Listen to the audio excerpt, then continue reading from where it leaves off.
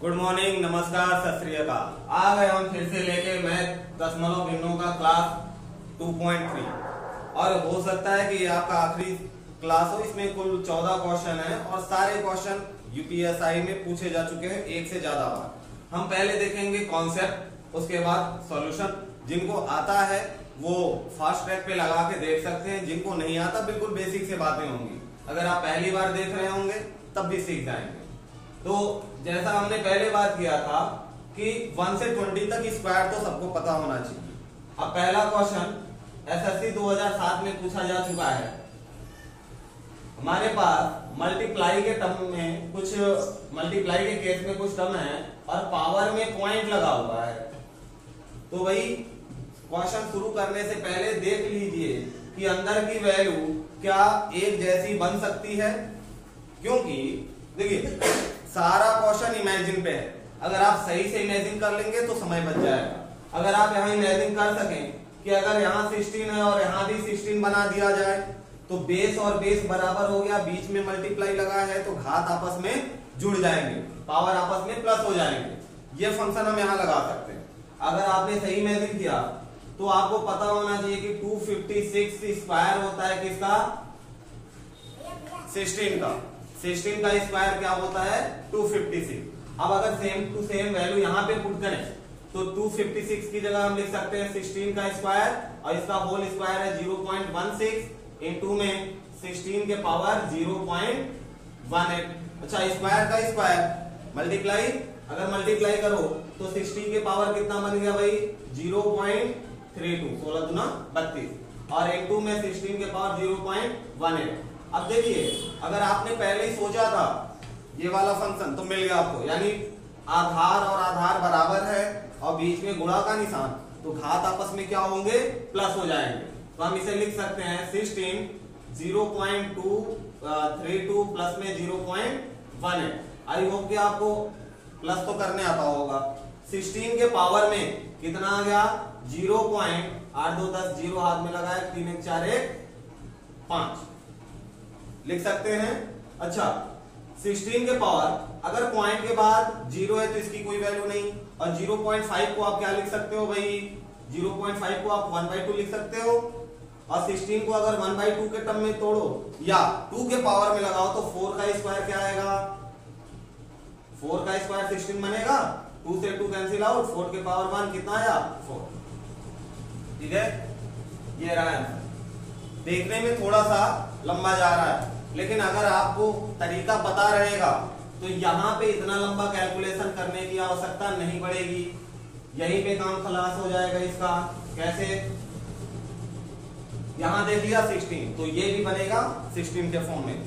हाँ, यूपीएसआई में या किसी भी कॉम्पिटिटिव एग्जाम में जितने भी क्वेश्चन आते हैं वो इसी हिसाब से आते हैं कि जल्दी सॉल्यूशन हो जाए, यानी एक दूसरे से मिलते जुलते। अब यहाँ 16 है तो समझ जाइए कि यहाँ भी 16 ही बनेगा। अब 16 बना और 16 का स्क्वायर है ये, तो 2 बचा, पावर में तो 32 बनेगा। अब दोनों 16 के पावर कितना हो गया भाई? 0.5 और 4 के पावर को आप क्या 0.5 को आप लिख सकते हो कितना? 1/2 और 16 को लिख सकते हो पावर में 4 का पावर 2 क्यों दे रहे हैं हम? 16 को 2 के पावर 4 भी लिख सकते हैं। दोनों कंडीशन में आंसर वही आएगा, लेकिन यहाँ फायदा ये है कि 2 से 2 कट गया और बचा कितना? 4। तो ये तो हल्के फुल्के क्वेश्चन है जो कभी कभार पूछे जाते हैं, लेकिन ये पूछा जा चुका है। अब हम बात करेंगे क्वेश्चन नंबर 2 की। और अगर आपने इसको नहीं पढ़ा है तो जरा ध्यान से देखिएगा। इसमें 2-3 मेथड हैं। अगर आपके पास बार लगा हुआ है 0.57 बार लगा है तो सीधा सा बिना कुछ इधर उधर करें, जितने के ऊपर बार है उतना ऊपर लिखेंगे, और जितने डिजिट पे है, कितने डिजिट है यहाँ? 2 डिजिट, तो 2 बार 9 लिख देंगे। यही हो जाएगा इसका आंसर, काम खत्म। लेकिन अगर इसी क्वेश्चन में कह दिया जाए 0.57 के ऊपर बार, सिर्फ 7 के ऊपर बार है, 5 के ऊपर नहीं है, तब क्या करेंगे भाई? तो वही काम 0 क्या लिखेंगे? 57 पूरा नंबर जैसे यहाँ लिखा था, और इसमें से माइनस करेंगे किसको? जिसके ऊपर बार नहीं लगा है। तो बार किसके ऊपर नहीं लगा है? 5 के ऊपर। अपॉन में क्या आएगा? देखिए जहां जितने अंक पे बार लगा रहेगा उतने 9 आते हैं, तो यहाँ एक ही अंक पे बार लगा है तो एक ही 9 आएगा, और यहाँ 2 डिजिट है तो बाकी दूसरा क्या आएगा, बाकी दूसरा 0 आ जाएगा। तो इसका आंसर क्या आएगा भाई 52 अपॉन में 90, काट पीट के छोटा कर लेंगे वहीं आ जाएगा। तो इन दोनों में अंतर क्या है, यहाँ पे दोनों डिजिट पे बार लगा है, यहाँ सिंगल डिजिट पे, तो सिंगल डिजिट और डबल डिजिट ऐसे कर लेंगे। एक क्वेश्चन और इस पे बन सकता है, कैसे कि अगर पॉइंट के पहले भी कोई वैल्यू दे दिया, मान लिया 1.57 के ऊपर बार, तो हम देखेंगे कि पॉइंट के पहले जो भी नंबर है उसको होल में लिख लेंगे, यानी इसको आप लिखना चाहो तो 1 होल पूरा बार लगा है तो 57 अपॉन में 99, ये 1 होल में रहेगा, ठीक है सही में। जब इसको सिंपल करोगे तो 99 का मल्टीप्लाई इसमें करो और प्लस कर देंगे, तो 99 बन जा 99 प्लस 57 अपॉन में 99, ये आएगी इसकी वैल्यू। ये हो गया और ये हो गया, ठीक। 3 कॉन्सेप्ट अगर आपको क्लियर है तो इस पे कई क्वेश्चन कई तरीके से बना हुआ है, प्लस करके, माइनस करके, मल्टीप्लाई करके, जो कि आगे हम देखेंगे, और इसका उल्टा इनवर्स भी चलेगा, ठीक है। फिर से अगर सिंगल बार है तो जितना नंबर है उतना लिख के उसमें से जिस पे बार नहीं उसे माइनस कर देंगे, और जितने पे बार लगा होता है उतने ही नीचे 9 आते हैं। यहाँ सिंगल पे बार लगा है तो सिंगल 9 आएगा, और 2 डिजिट हैं तो बाकी क्या लग जाएगा 0, 3 डिजिट होते तो 2 0 लग जाता। क्लियर है। अब बनाते हैं क्वेश्चन। आई होप कि इसका आंसर मिल चुका होगा। कितना, देखिए ये टाइम को बचाने वाले क्वेश्चन है। अगर आपका कॉन्सेप्ट क्लियर है तो मस्त 4 से 5 सेकंड या 10 सेकंड, और कैलकुलेशन फास्ट रखने के लिए आपको टेबल और छोटे मोटे मल्टीप्लाई डिवाइड समय समय पे करते रहने हैं। अगर हम तीसरे क्वेश्चन की बात करें, दूसरे का तो आंसर मिल गया है, तीसरे की बात करते हैं। तीसरे में देखिए 1 पॉइंट आ गया तो 1.27 के ऊपर बार है। अब पूरा बार है, हम क्या लिख सकते हैं भाई 1 को होल में 27 ऊपर, और जितने डिजिट पे बार लगा हुआ है उतना डिजिट 9 कर दिया, मल्टीप्लाई 99 प्लस 27 अपॉन में 99। अच्छा एक चीज और, यहां अगर आप देखो वैल्यू मैच कराओ तो नीचे में क्या होना चाहिए 99, तो ये 100 ये तो आएगा ही नहीं ऑप्शन में, और 99 14 के टेबल में नहीं आता, आता किसके टेबल में है 11 के। तो यहां से आप थोड़ा सा लॉजिक लगा सकते हो आंसर का, और अगर इसे सॉल्व करोगे काटोगे पिटोगे तो नहीं आएगा, ठीक है। करके चाहो तो देख सकते हैं 7 और 9 6 16 1 3 10 2 12, कितना आ गया 99। भाई 11 है, कितने से कटा है 9 से, 9 से ऊपर काटो तो क्या आ गया 9 1 जा 9 3 36 9 चौके 36 और 11 मिल रहा है क्या। तो सॉल्यूशन भी आपका 10 से 15 सेकंड में है, और आप लॉजिक भी लगा सकते हैं यहाँ पे, लेकिन हर जगह लॉजिक नहीं लगाते, फेल भी हो जाता है, ठीक है। तो प्रोसेस सीखेंगे, कॉन्सेप्ट अपना क्लियर होना चाहिए।